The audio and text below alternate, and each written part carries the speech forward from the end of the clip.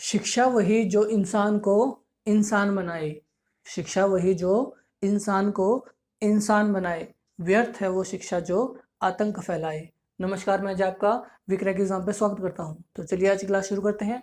पिछली क्लास में हमने इलेक्शन कमीशन के बारे में पढ़ा था। इस क्लास में हम प्लानिंग कमीशन के बारे में पढ़ते हैं। तो चलिए शुरू करते हैं आज की क्लास। देखिए, अगर इसकी हिस्ट्री की बात करें तो 1938 में, कब? 1938 में जो INA लीडर यानी इंडियन नेशनल आर्मी के जो लीडर थे, कौन थे वे? सुभाष चंद्र बोस जी। उन्होंने जो है कांग्रेस प्रेसिडेंट के साथ मिलकर एक कमेटी का गठन किया और उस कमेटी का क्या नाम रखा? National planning committee. क्या नाम रखा? National planning committee.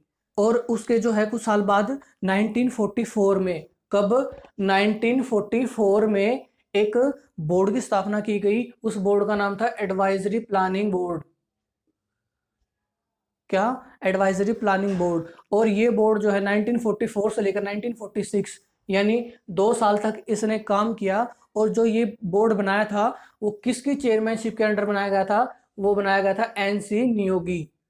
जो एडवाइजरी प्लानिंग बोर्ड था उसको जो है किसके अंडर बनाया गया था? किसकी चेयरमैनशिप के अंडर बनाया गया था? तो वो थे NC नियोगी। और उस टाइम पे जो है एक फर्स्ट एग्जीक्यूटिव हेड बनाए गए थे जिसका नाम था जवाहरलाल नेहरू। इंपॉर्टेंट क्वेश्चन है, ध्यान रखिए, पेपर में पहले भी आ चुका है, आगे भी पूरी उम्मीद है आएगा। क्या कि भाई फर्स्ट एग्जीक्यूटिव हेड कौन थे? जवाहरलाल नेहरू। ठीक है। उसके बाद आफ्टर इंडिपेंडेंस, जब हमारा देश आजाद हो गया तो 15 मार्च 1950 को जो है एक कमीशन की स्थापना की गई जिसका नाम रखा गया प्लानिंग कमीशन। ठीक है। इसी को चेंज करके जो कमेटी थी इसी को ही प्लानिंग कमीशन बनाया गया। और इसकी स्थापना कब हुई थी? 15 मार्च 1950 को। अगर बात करें उस टाइम पे जो है जो चेयरमैन थे वो कौन थे? वो भी जवाहरलाल नेहरू ही थे, क्योंकि जो इसका हेड होता है वो प्राइम मिनिस्टर को बनाया गया और उस टाइम पे प्राइम मिनिस्टर कौन थे? जवाहरलाल नेहरू। ठीक है। अगर अगले पॉइंट की बात करें तो देखिए, it is the supreme organ. किसका है supreme organ? Planning for social and economic development of country. यानी कि भाई इसका मेन हम कह सकते हैं ऑब्जेक्टिव या फिर एम क्या हो सकता है? डेवलपमेंट। किसकी? सोशल और इकोनॉमिक डेवलपमेंट जो होती हैं उनको प्लानिंग बनाना। ये जो है 5 ईयर प्लान बनाता है प्लानिंग कमीशन। ठीक है। क्या बनाता है? 5 ईयर प्लान बनाता है और 5 ईयर प्लान बनाता है। और अभी तक जो है 12 प्लान बन चुके हैं। जो सबसे पहला 5 ईयर प्लान था वो कब था? फर्स्ट जो 5 ईयर प्लान था वो 1951 से 56 तक, 1951 से 1956 तक था। और सेकंड जो है, सेकंड कब था? 1956 से 1961 तक। ठीक है। ये सेकंड ईयर जो सेकंड 5 ईयर प्लान था वो था। और अभी तक जो है 12 प्लान बन चुके हैं। जो 12वां प्लान है वो 2012 से लेकर 2017 तक था। ठीक है। कब? जो 12th 5 ईयर प्लान था वो 2012 से लेकर 2017 तक था। आया समझ? अब इसकी बात करते हैं नाउ, अब की। यानी भाई अब क्या है? अब प्लानिंग कमीशन नहीं है। ये प्लानिंग कमीशन है वो अब नहीं है। उसके बदले जो है 2014 को, कब? 15 अगस्त 2014 को प्राइम मिनिस्टर किसने? प्राइम मिनिस्टर नरेंद्र मोदी जी ने जो है इसको डिसॉल्व कर दिया था। और 1 जनवरी 2015 को, कब? 1 जैन 2015 को इसका नाम बदलकर, प्लानिंग कमीशन का नाम बदलकर नीति आयोग रख दिया गया।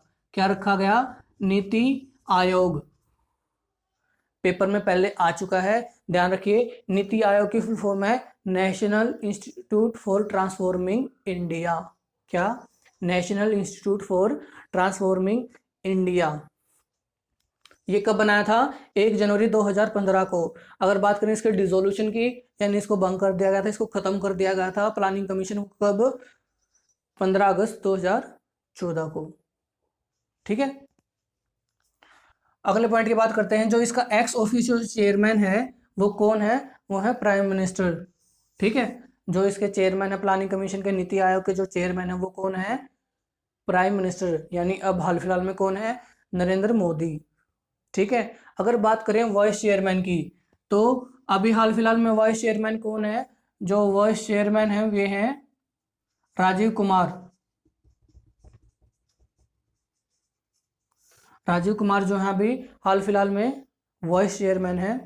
ठीक है, अगले पॉइंट की बात करते हैं। जो डिप्टी चेयरमैन है, कौन डिप्टी चेयरमैन है? इंपॉर्टेंट है, थोड़ा ध्यान रखिए। वो डी फैक्टो एग्जीक्यूटिव हेड होता है।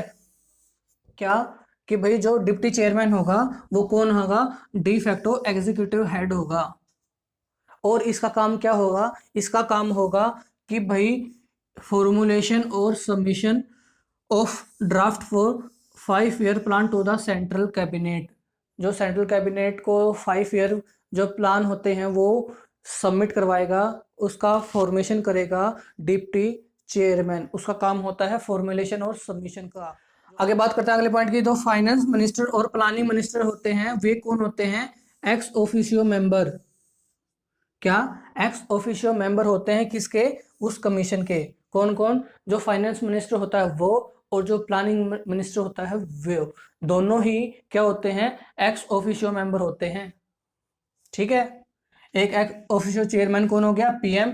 एक्स ऑफिशियो मेंबर कौन हो गया? जो प्लानिंग मिनिस्टर हो गया और फाइनेंस मिनिस्टर हो गया, ये दोनों। ठीक है, डी फैक्टो कौन हो गया? एग्जीक्यूटिव हेड, यानी डी फैक्टो कौन हो गया? Deputy chairman. और जो इसका डिप्टी चेयरमैन होता है ना, वो जो है, जो कैबिनेट का मिनिस्टर होता है ना, उसकी तरह ही बिहेव करता है, उसकी तरह ही उसको रैंक दी जाती है, उसी की तरह उसको रिस्पेक्ट दी जाती है। ठीक है, यानी जो उसकी पोजीशन होती है वो किसके बराबर होती है? जो कैबिनेट का मिनिस्टर होता है उसके बराबर होती है। किसकी? जो डिप्टी चेयरमैन होता है उसकी। ठीक, अगले पॉइंट की बात करते हैं। जो हमारे नीति आयोग है उसको क्या बोला जाता है? Super cabinet. तीनों ही पॉइंट इंपॉर्टेंट है, ध्यान रखिए। जो हमारा नीति आयोग है उसको क्या बोला जाता है?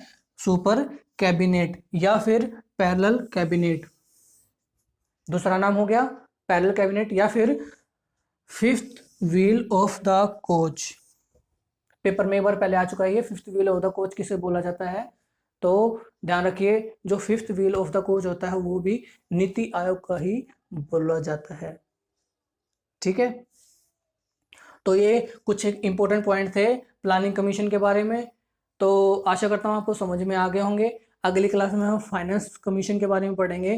तो चलिए आज की क्लास में इतना ही करते हैं, अगली क्लास में हम फिर मिलेंगे। अगर आपको मेरी क्लास अच्छी लगे तो इसे शेयर करें और मेरे चैनल को सब्सक्राइब करें। धन्यवाद।